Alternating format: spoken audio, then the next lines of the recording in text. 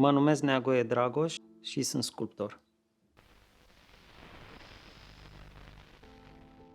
Atracția către artă a fost încă de la începutul existenței mele. Desenam foarte mult după obiecte, cană, masă sau aveam albume în casă, mai ales că pe vremea lui Ceaușescu albumele existau numai 2 de la Meridian și foarte prost reproduse imaginile, Michelangelo și Nicolae Grigorescu.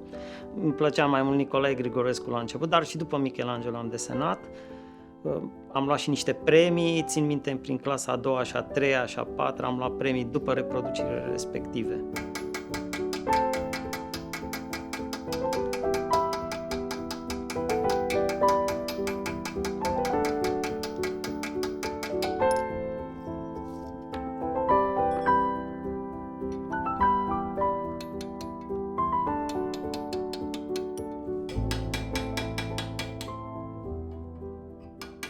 Prima mea experiență cu sculptura a fost în clasa a 2-a.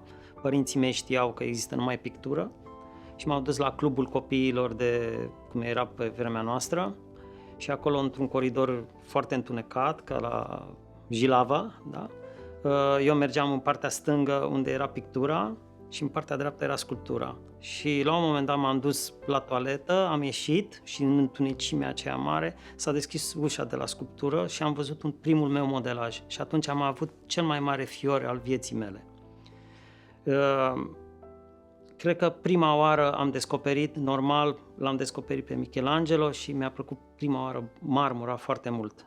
Nu am fost încurajat de către profesorii mei către cioplit sau către bronz, decât au fost propriile mele alegeri după facultate. Până atunci am învățat, dar am ucenicit la un sculptor, Nicolae ne-l chema, și acolo am cioplit foarte mult, ani de zile, cioplit piatra, marmura și lemnul, unde îmi crea o mare bucurie.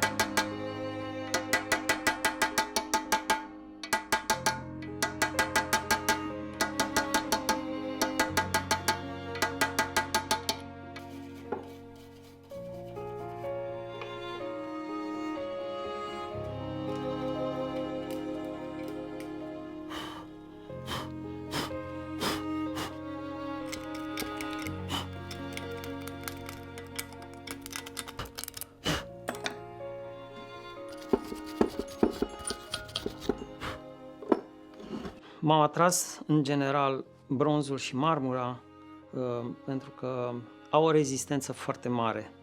Lemnul e moale, poți să-l tai și cu cuțitul, în schimb cuțitul nu poți să faci nici bronz, nici marmură sau piatră.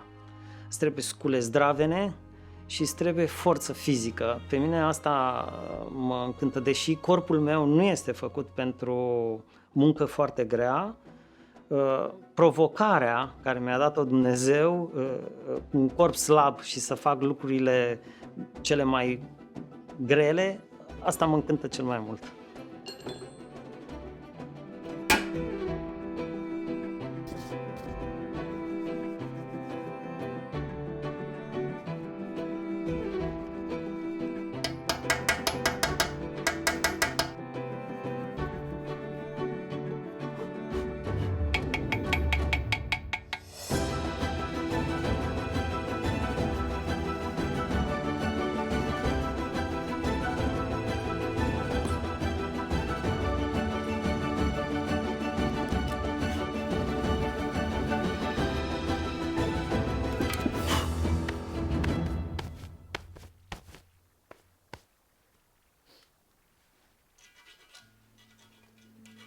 Cea mai mare provocare a unui artist este să-și finalizeze o idee în general era de la desen, dar acum eu în general de la modelaj până la lucrarea finită. și ești provocat mereu. Prima oară ai ideea în cap, o modelezi, după aceea o visezi în bronz sau în marmură. Când alegi materialul respectiv, atunci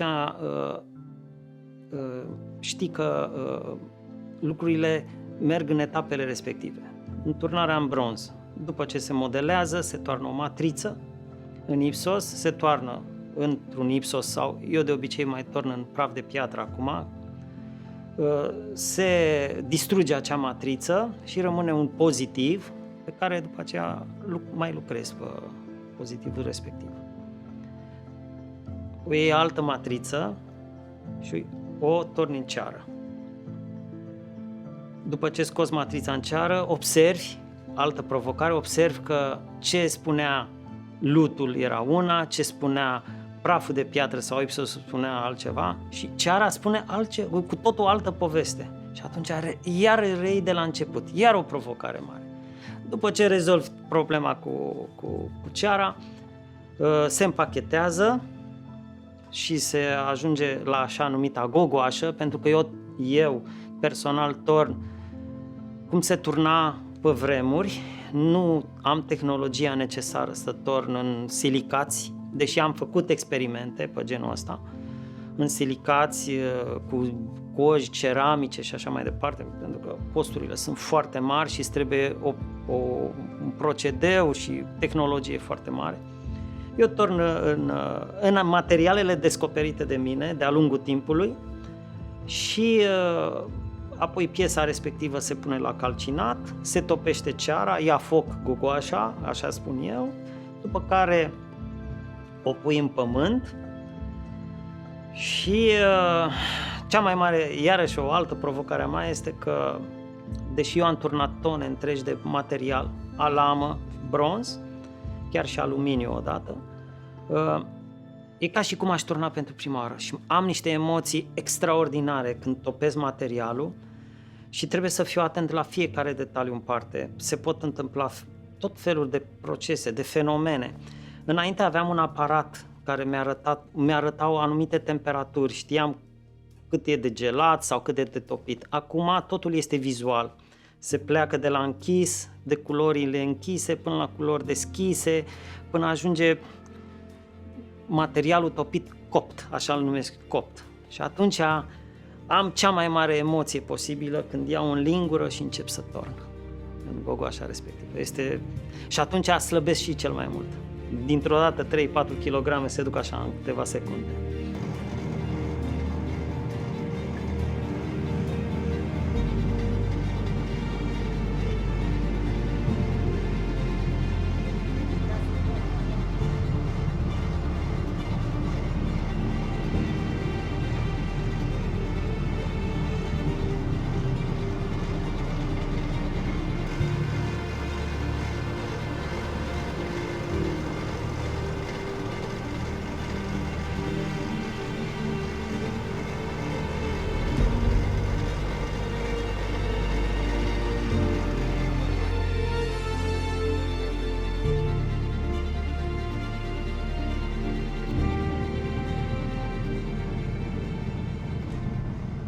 Topirea materialului, dacă nu este bine făcută, influențează enorm de mult turnarea și reușita muncii pe care tu ai depus-o.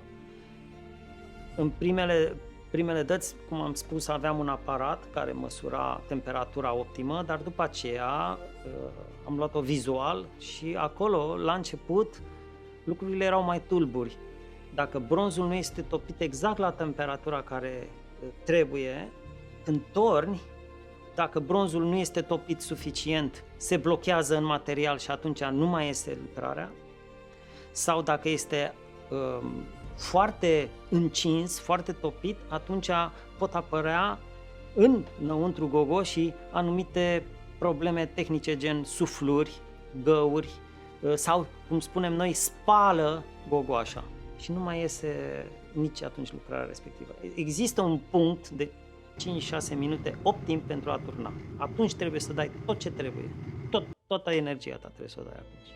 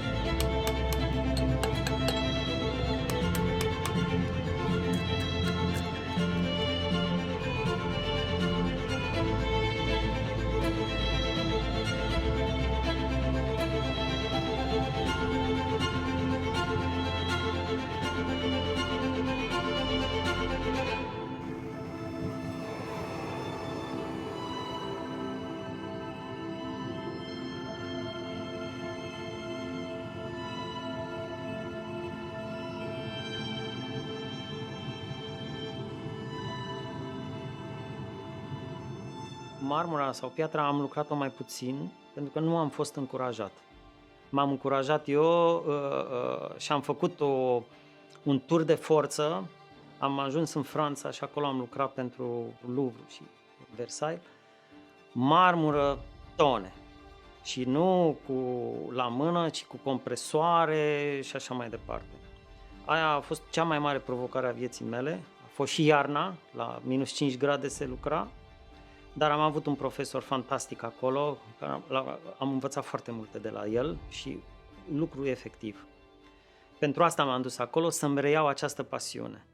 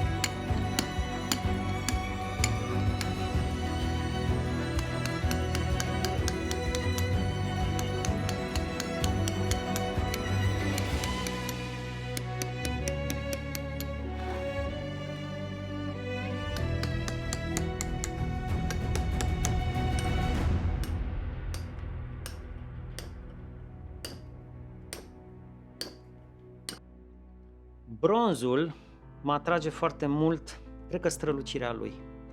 Și de fapt, nu neapărat strălucirea, ci că nu patinat, polizat, polișat, cu polish. Am fost impresionat la început de domnișoara Pogania lui Brâncuș și după aceea am văzut că bronzurile polișate mă atrag foarte mult. Și sunt atâtea exemple acum în secolul nostru. Volumele ies foarte bine în evidență. Exprimă sau starea aia specială a materiei pe care eu am dorit-o în lut, o găsesc și în bronz. Trecând prin toate etapele alea care am zis, ceară și așa mai departe. La marmură, cred că mă încântă mai degrabă că dintr-un bloc poți să faci ceva foarte spațial. Pe vremea lui Michelangelo nu se putea. Bernini ne-a demonstrat-o foarte puternic că poate să facă un lucru în marmură ca și în bronz. Deci mă atrag. E vorba de o stare. E vorba de o stare pe care eu o găsesc în astea două materiale.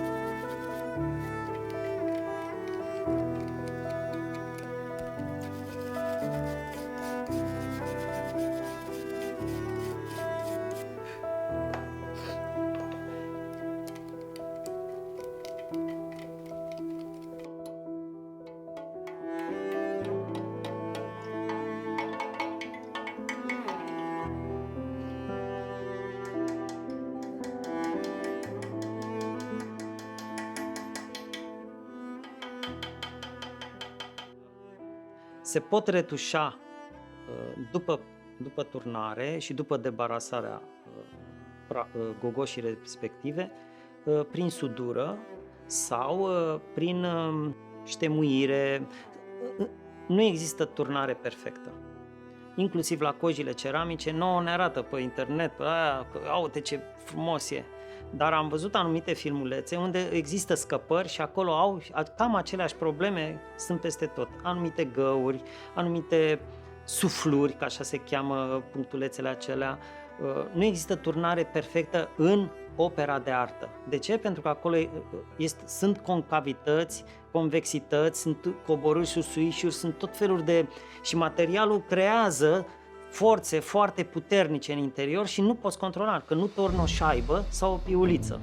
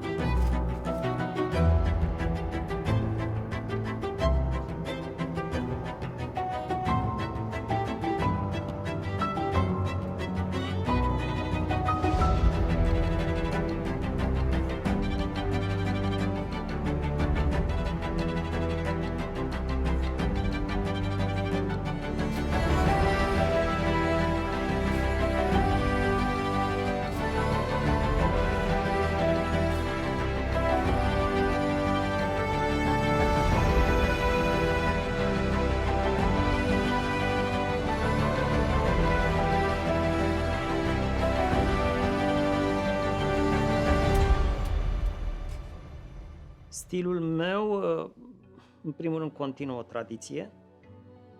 Nu sunt originalul originalilor și nu mă consider. Și se pretează foarte bine și la bronz și la marmură. Încerc pe cât posibil să mă gândesc că lucrarea mea merge bine și în bronz, dar și în marmură. Contemporanitatea ne-a demonstrat, de fapt, încă din anii 70 de la sculptorul francez Postegui, că poți combina, sau Art Nouveau, mult mai încolo, mult mai în spate, poți combina și aceste două materiale. Și am văzut, sunt sculptori spectaculoși care combină marmura cu bronzul și ies niște lucruri extraordinar de frumoase. Mi-ar plăcea să fac și eu aceste combinații. Ca tehnică, nu ai cum să fii original.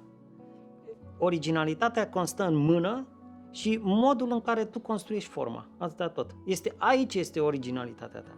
Angel construiește într-un fel, Brâncuș într-un fel, Rodin într-un fel. Originalitatea în construcția formei, nu în tehnică. Tehnică toată lumea folosim, și aparat de sudură, și acum și laserul, roboți, nu mai contează.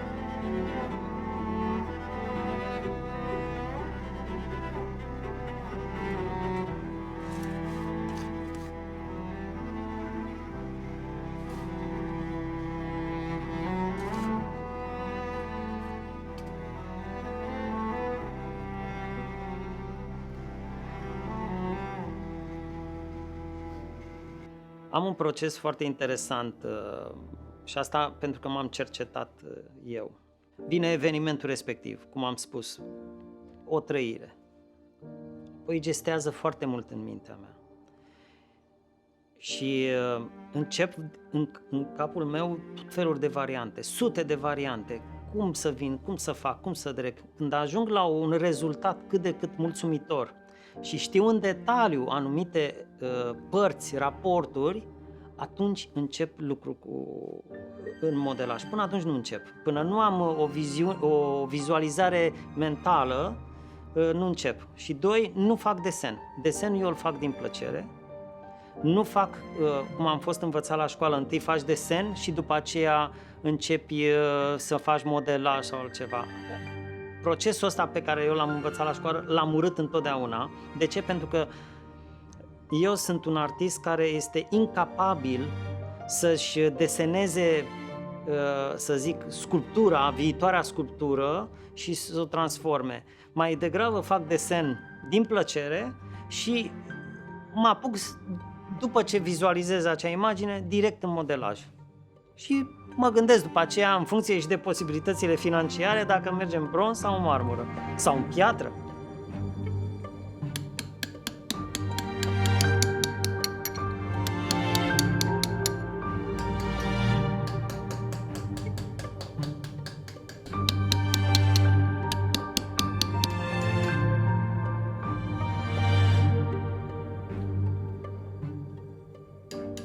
Există o sculptură interesantă din punctul meu de vedere care ar putea să emită un mesaj.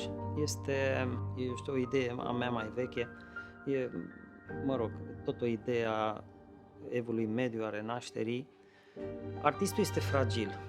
Artistul, în general, așteaptă și inspirație. Dar inspirația aceea este foarte... Dacă nu știi să o preiei, dacă nu ești pregătit sau dacă nu ești treaz, o pierzi și regrezi de multe ori. Și am vrut să arăt această idee prin lucrarea aceea din spate, când artistul care este vesel, este cea cu Doamna, inspirația este Doamna, vine către el, dar totul este foarte fragil pentru că sunt în cădere amândoi. De aceea socul este puțin înclinat, este într-o cădere. Și inspirația este foarte fragilă. Poți să o ai și poți să nu ai.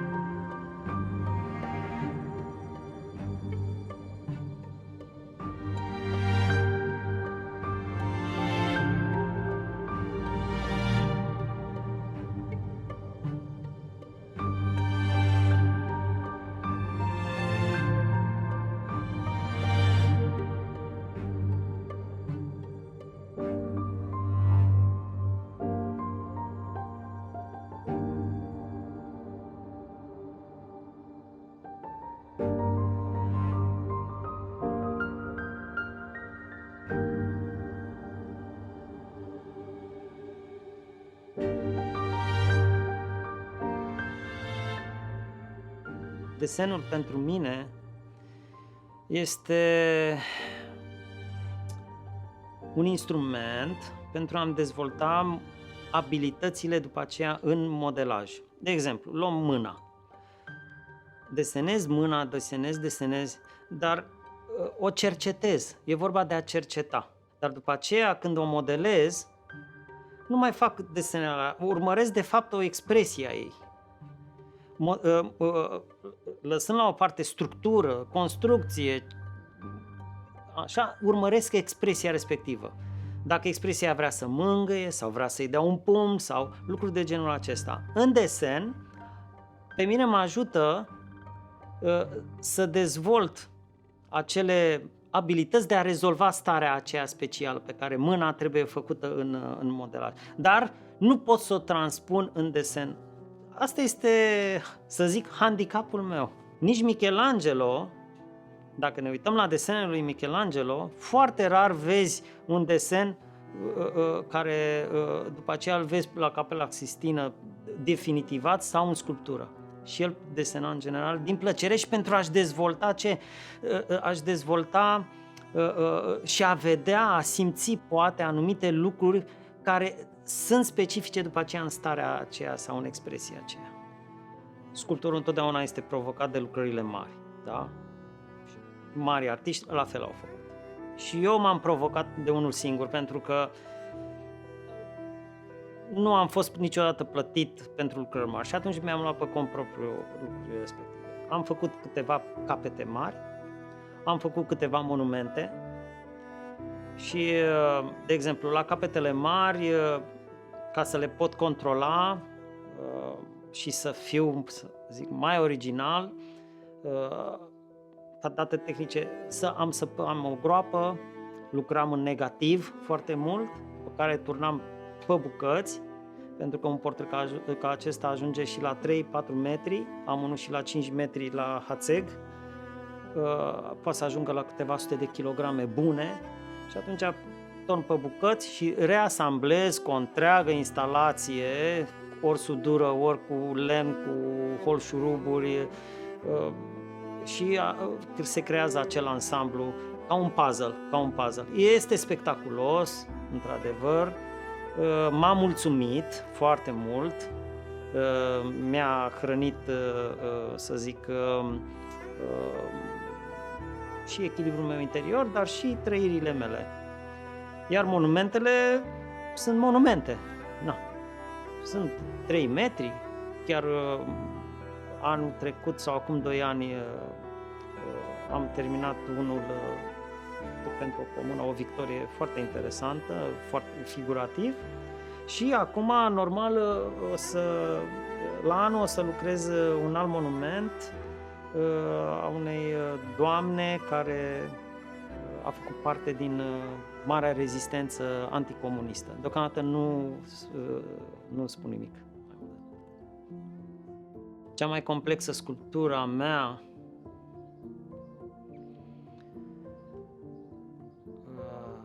e una mai mică, se cheamă Meduza.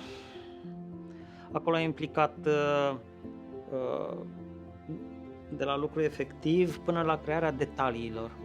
Capetele acelea de șerpi mi-au luat mult timp, portretul iarăși mi-a luat foarte mult timp, echilibrul între coama de șerpi și față, nu poți să lași la întâmplare aceste lucruri pe care tu trebuie ca sculptor să le controlezi, raporturi și plus că portretul trebuia să fie într-o anumită stare și după aceea turnat un bronz la fel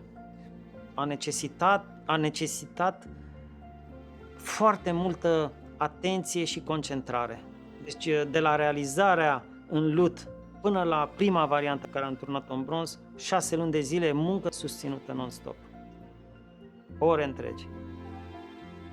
Într-adevăr, mi-am dat seama că, dar foarte târziu, pentru că eu am trăit într-o viață idealizată, da?